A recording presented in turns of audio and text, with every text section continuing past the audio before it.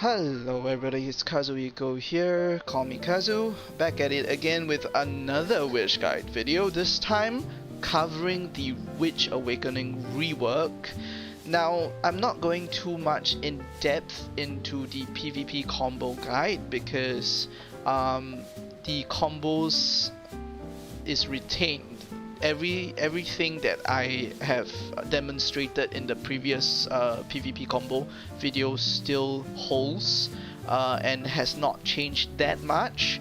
The only difference is that we now have additional DPS skills or DPS filler skills, right? So today I'm going to be explaining the situations where you can use these skills and how to effectively use some of them. So without further ado, let's begin. Now, the first skill I wish to talk about is this skill, the Elementalization. This is a disengage for most part because when you cast this ability, your character will go back one to two spaces, right? But it can also be used as an engage skill.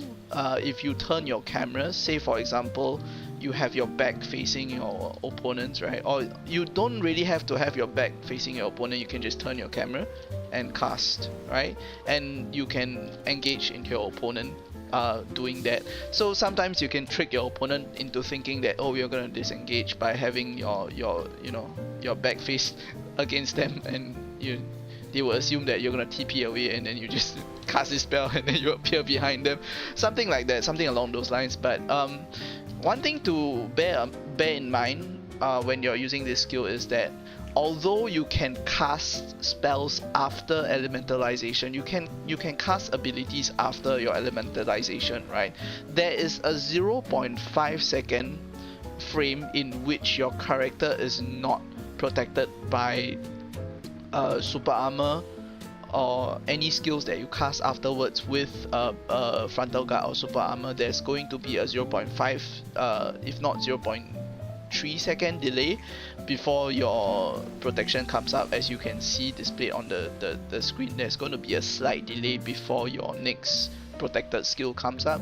So bear that in mind when you're casting Elementalization, there's going to be a frame that you're not protected.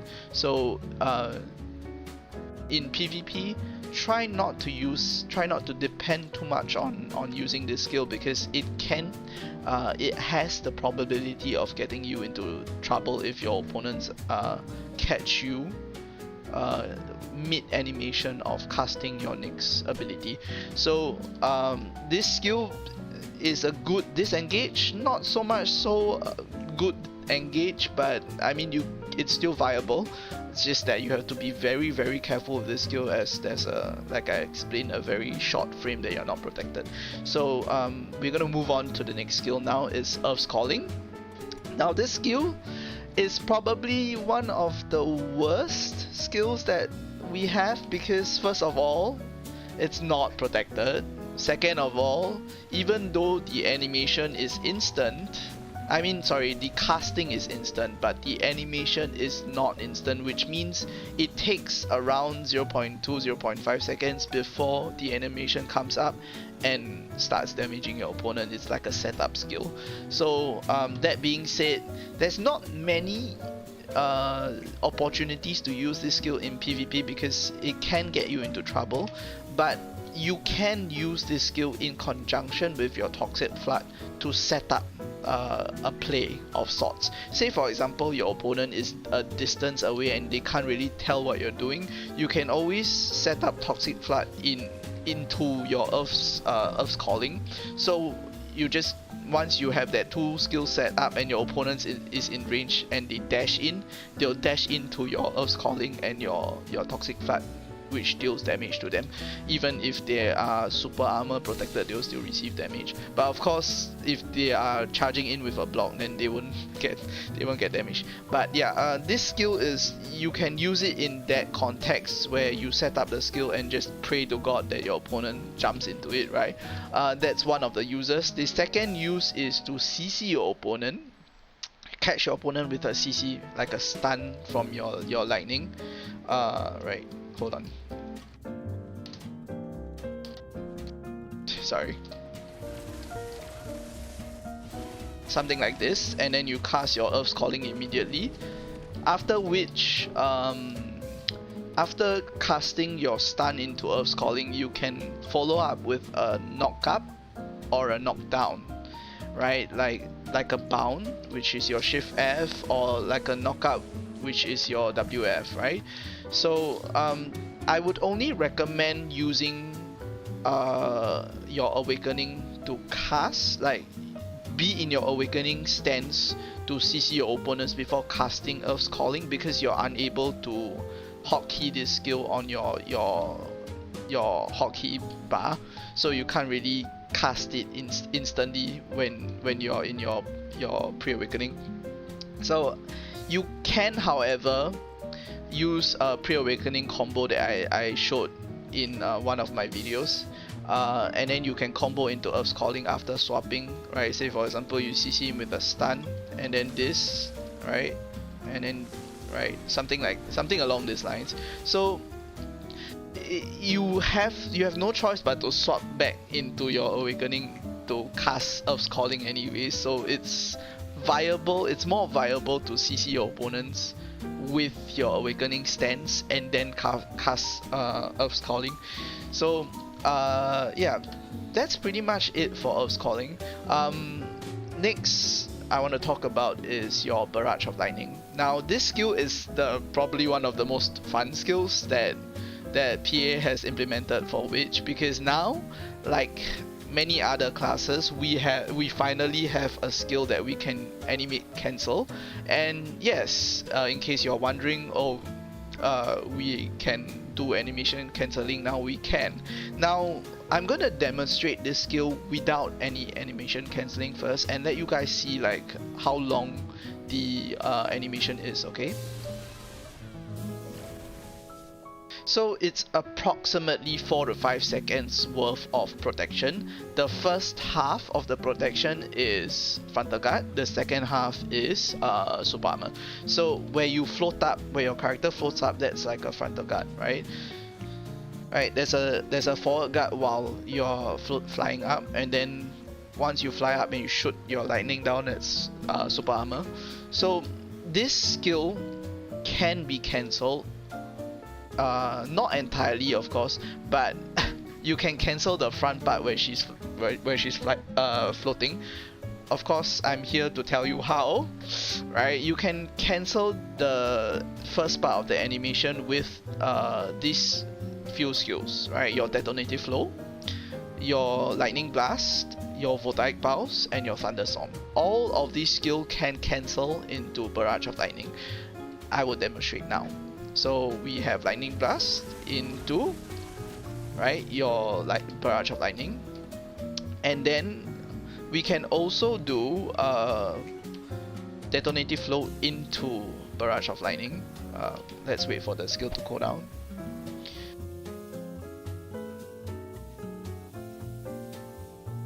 Okay, we can do Detonative Flow into Barrage of Lightning, which also cancels the front part of the animation. And then we can use Thunderstorm, Voltaic into Barrage of Lightning, or Voltaic into Barrage of Lightning, same thing, right? Let me just show you that it's possible. In case you guys don't believe me, it's actually possible, okay? So just, you know, if you're wondering, yeah, there is a pattern, okay? Every single lightning skill that you cast in your Awakening can cancel into Barrage of Lightning. I have not tested whether you can cancel Barrage of Lightning with your F key. Okay, no, you can't. So there we go, I've tested it for you guys. You cannot cancel Barrage of Lightning with your F key. So that being said, also one more thing, you cannot cancel your Barrage of Lightning with Magical Evasion.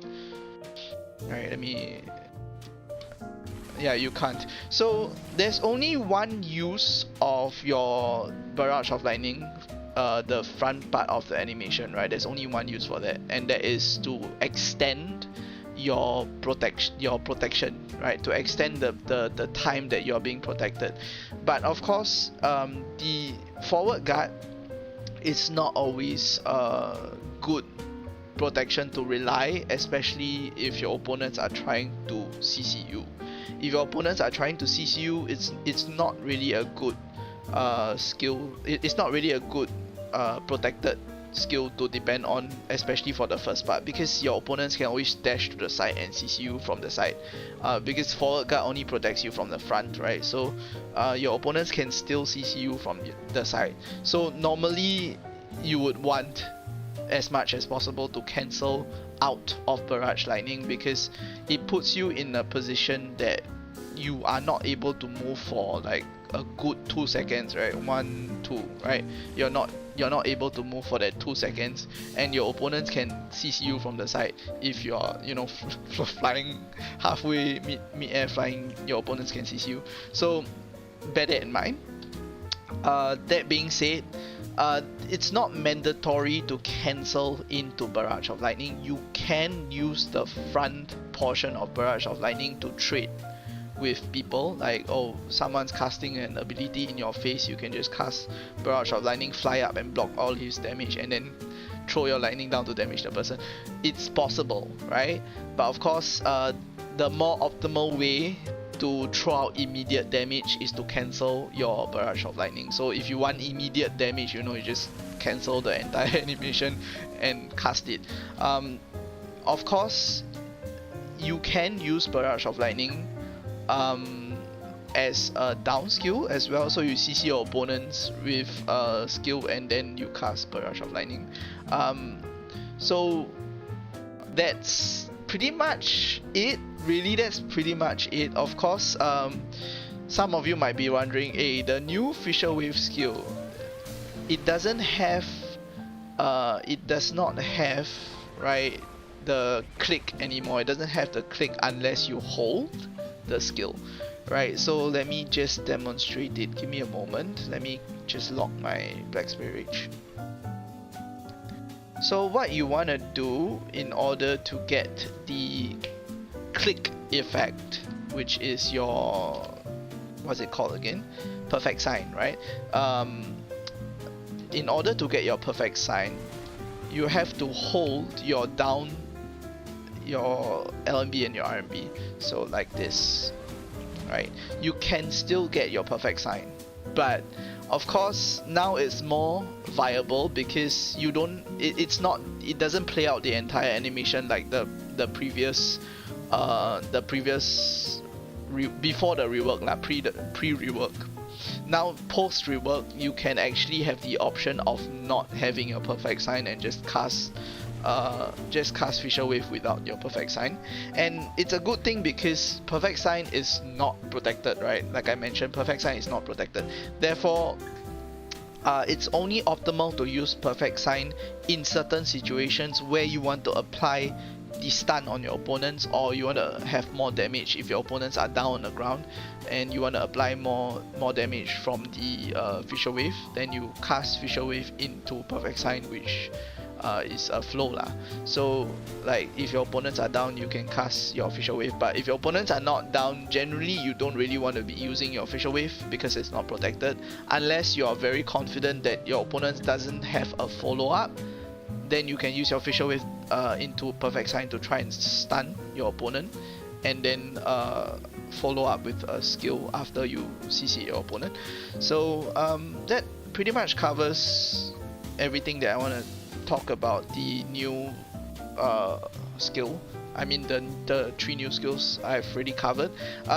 Generally speaking, there's not many changes to the Witch Awakening after the rework.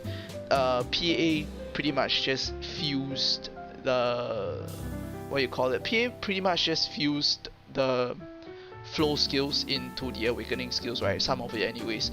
They fused the perfect sign with Fissure Wave, right? They fused the EQ break, the gore, the flow from gore into the EQ break. They fused the thunderstorm flow into thunderstorm. And then yeah, I mean the only skill that they retain the flows are Voltaic Pulse and Yoke of Audio as seen here. Now there's one other change that they made that I also realized, in which I'm not sure if there's any additional CC from the new changes, but I can see that there's like a slight damage increment in some of your skills when paired with a pet.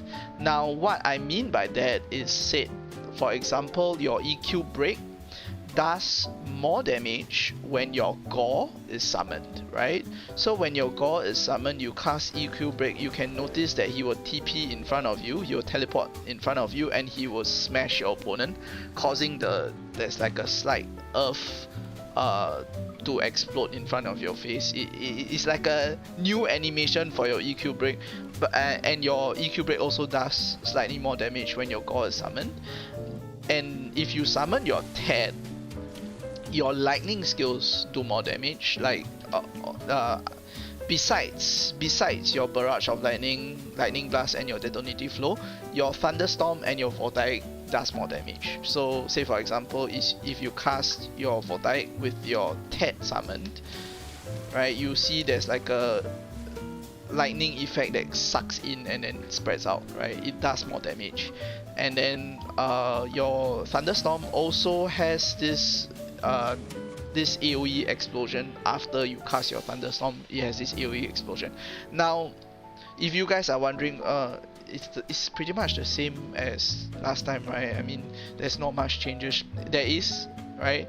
I'm just gonna demonstrate now without gore. I'm gonna cast the Earth skill, and you'll see that there's no Earth explosion, right? There's no, right? Gore would still come out, but gore won't be there to smash your opponent, and the extra ground effect won't come out, and you will do slightly lesser damage when you are casting Earth EQ break without gore.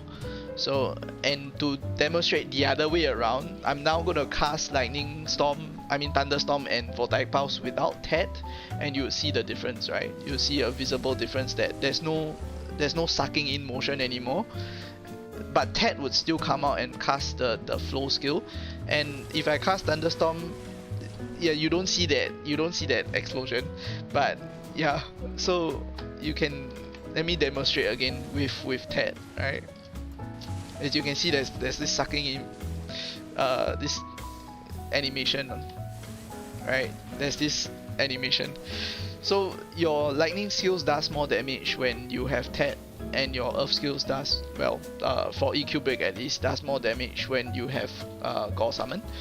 That's the only thing that they changed, I think. Other than that, I've not really discovered anything else.